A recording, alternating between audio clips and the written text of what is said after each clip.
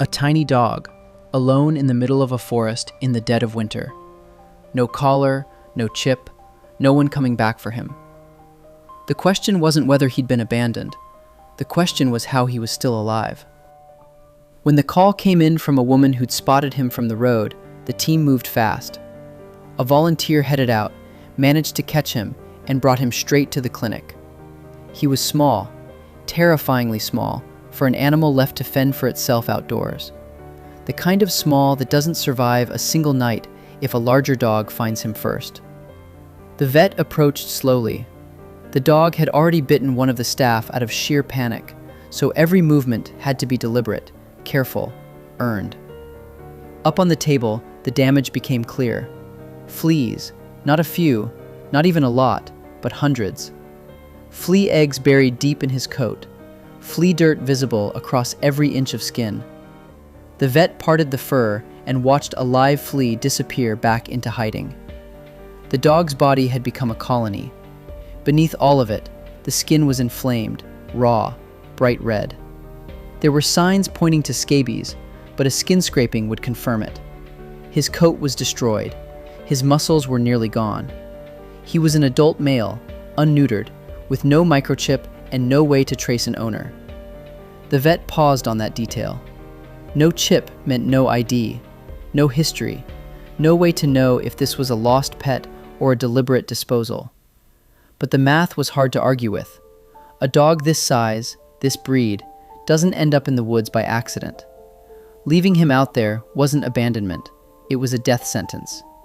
He would never have found enough food. He would never have survived a fight with a stray pack. And yet somehow, for what the vet estimated was at least 10 days, he did.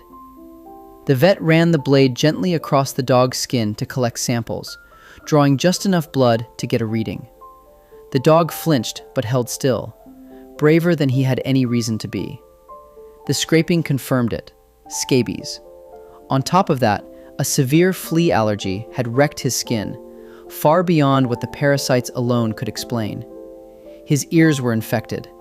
Internal parasites showed up in his stool. His digestive system was a mess. The list kept growing. But the vet also noted what wasn't there. No respiratory infection. No critical organ failure. His teeth were in decent shape. Underneath the wreckage, this dog was fighting to stay in the game. Treatment started immediately. An anti-parasitic tablet hidden inside wet food. The dog swallowed it without hesitation. Then another. Internal and external parasite treatment, handled in minutes. Then came the bath. Medicated shampoo to strip away the flea eggs, the dirt, the layers of suffering baked into his coat. They shaved him down, cleaned his ears, and applied the first round of creams.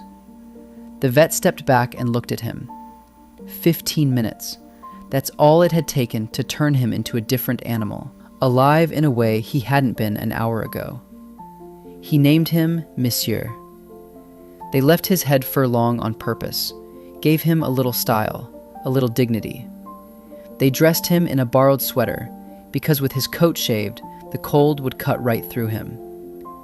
Standing there in his tiny outfit, with his top knot and his enormous, uncertain eyes, he looked like a dog who was trying very hard to believe that the worst part was over. The days that followed told a complicated story. Monsieur's appetite exploded. He went from barely eating to obsessing over wet food, begging for it constantly. His confidence was returning, and hunger came with it. The vet took that as a good sign.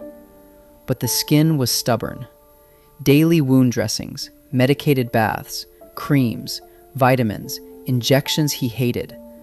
The treatment was relentless, and the healing was slow. The wounds on his paws closed up. The ones on his back held on. Weeks passed. The fur started growing in. The redness faded. The scratching slowed. They switched him to hypoallergenic food, which calmed his skin further. His ears cleared up. His eyes brightened.